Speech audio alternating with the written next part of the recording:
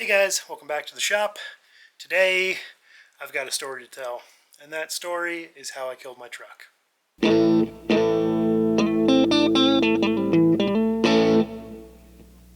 So what happened is I was driving it, running perfect, drove it to work, drove it home, picked up a countertop, everything was fine.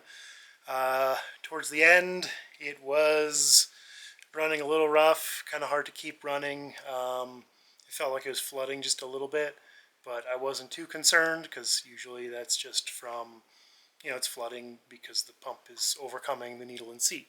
No biggie, inconvenient, I'll deal with it later.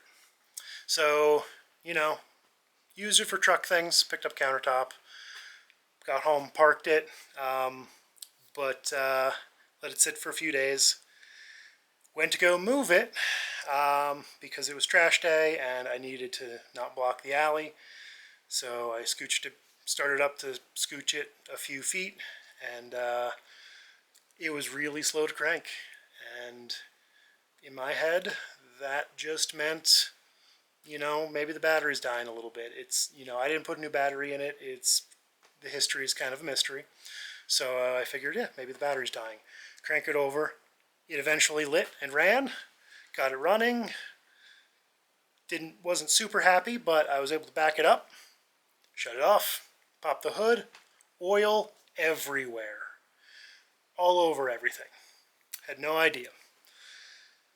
So I pulled the dipstick, and the oil level was like way up the dipstick. So what happened is about 3 gallons of gas leaked into the engine, filled up the oil pan, and it hydrolocked when I tried to start it. And the fact that it ran meant that it probably killed, who knows. My guess is it either cracked a piston and it's dragging, or because it ran and it didn't have enough lubrication, it spun a bearing. But either way, I drained all that out, dumped the filter, put fresh oil in it, went to go start it, and nothing. It turns, but it's really struggling. Something's really binding up. So today, / the next few days, however long this takes, we're going to figure out what went wrong. Well, I know what went wrong. One of the Viton needles in the carb, in the needle and seat, had degraded. A little chunk came off of it, and it wasn't sealing. But we want to see what actually went wrong with the engine.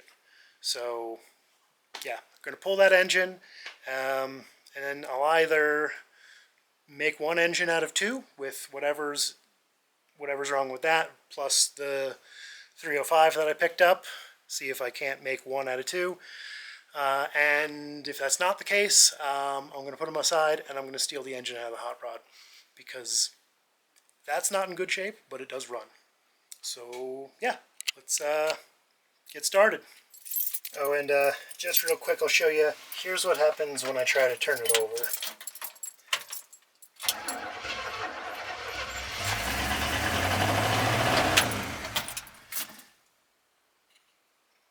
Well, it was like locked up last time. Interesting.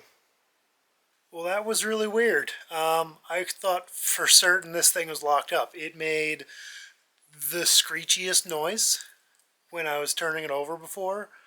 Like I said, I thought this thing was completely toast. But anyway, I got it in the garage because I still don't trust it. So we're going to pull the spark plugs. We are going to check compression, and I'm going to slip my borescope into each of the holes and just take a look, because I haven't actually done that yet on this truck. So we'll see how it's doing. I'm assuming not well, because I know it's got some pretty bad blow-by. That was before this all happened, just, old truck stuff. So yeah, we're just going to start by pulling these spark plugs real quick.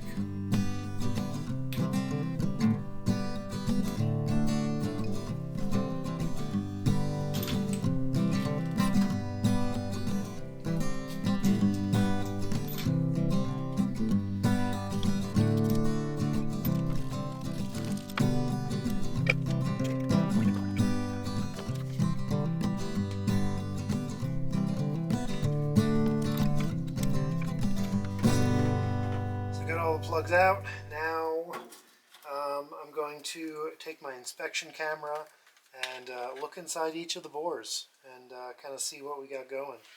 Alright, checking out cylinder number 1. Don't see any real damage. There is some vertical scratching. Alright, number 2 is nothing too alarming.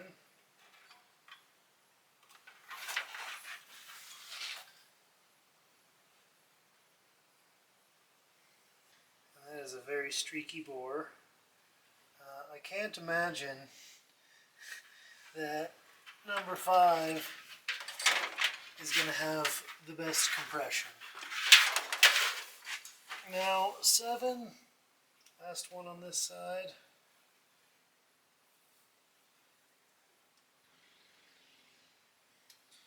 Some pitting.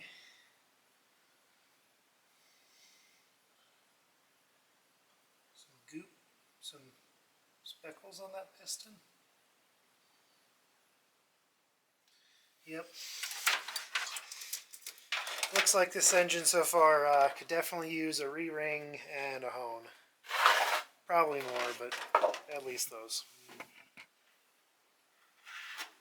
4. Now we go to number 6. And now for 8. Oh, that's very wet. Something tells me this is the one that had the gas leak in it. It's super polished. Yep. As I thought, junk. So as I suspected, the engine in this truck is junk, but it's been that way since I bought it. It's just tired. The rings are probably not doing too great. The bores are scratched and pitted. It's got some oil leaks internally. Yeah, let's compression test it and just see how bad it is.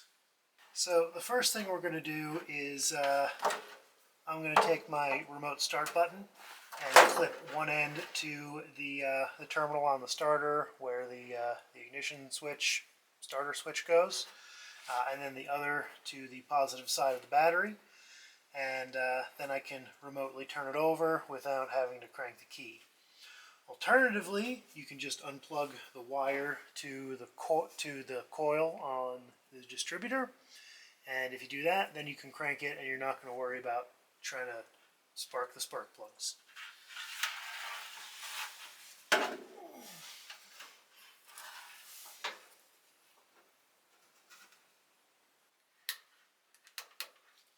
And make sure you're in park or neutral when you do this. Perfect. It cranks over. Now, we're going to take our compression tester and stick it in the spark plug hole. And just to make life a little easier for you to see, I'm going to start with number 2. Because number 1's behind the alternator, so it's a little hard to see. But just going to thread this into the spark plug hole until it bottoms out. We've got an O-ring, so that's what's doing the seal. And there is our tester. Now, you can do this either with the throttle open or the throttle closed. Just whatever you do, be consistent. But I'm going to try open today. So I'm going to just hold the throttle.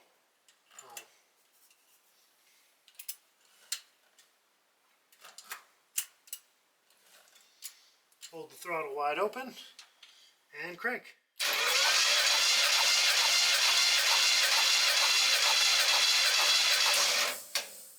And you just keep going until the needle stops going any higher.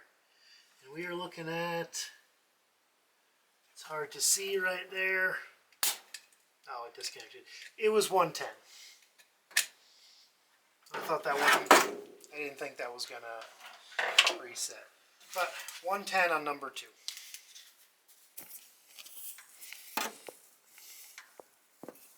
There we go.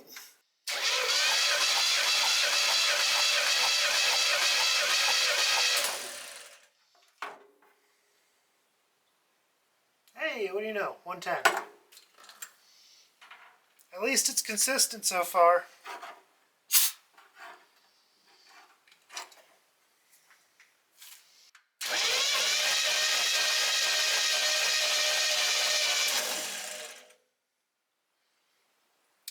Well, looks like number 8's not doing so well. Take 2.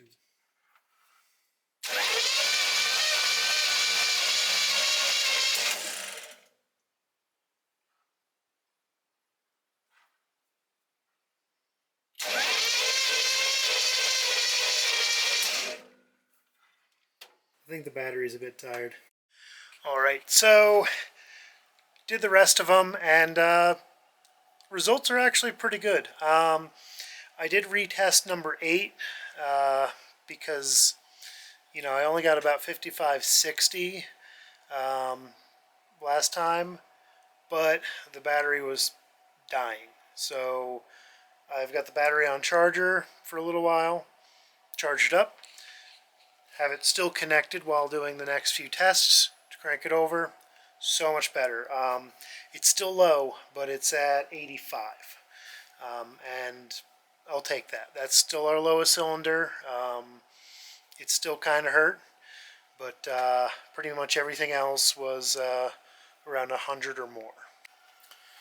So yeah, you saw that, and maybe that. That was 85. Number 1 was a little hard to read because it doesn't have like the check valve wasn't working, so as I was cranking it, I saw it go to about 100, maybe 105, 110, but it stopped when I stopped at like 90. But I'm calling that 100 plus. We'll say 105. Number 3 was 100. Number 5 was 112, and then 7 was 115. So we had 2 cylinders at 115. Now, these numbers are pretty low, but they're all even. So that's the most important part. What we care is that the engine is balanced. And when I said even, I meant we're ignoring that one. If this was like 100, then I'd say this engine was healthy. And the reason these are kind of low is because that's an early 70s small block V8. It's probably got like 8.5 to 1 compression. So when your compression ratio is that low, your numbers end up kind of small. I don't actually know the compression ratio. I have to look it up. But yeah, like I said, it's still kind of hurt. But fortunately, it doesn't look like I did anything to hurt it. So yeah, I'm just going to put it back together and throw those plugs in and just make sure the tune's good and make sure that that carb isn't leaking. Oh, and a little tip if you want to save yourself some effort. I just took some safety wire and wired the throttle open. That way you don't have to hold it open every time.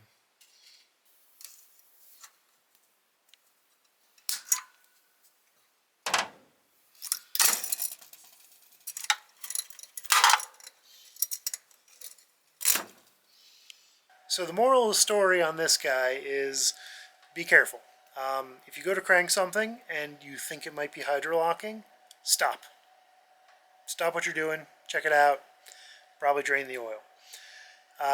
Number 2, whenever you're messing with your carburetor, just change the needle and seat. Even if it looked good, don't trust it. That's what I did. I threw some gaskets at this. I didn't want to replace the needle and seat. I looked at it. The needle looked perfect. But after just a few weeks of driving, a little chunk fell off of the Viton tip on that needle, allowed it to leak, and almost killed my engine. So just bear that in mind. So I think we're just going to call it there. Truck lives. So that's going to be it for today, and thanks for watching. I really need to trim this beard. I'm starting to look a little homeless right now.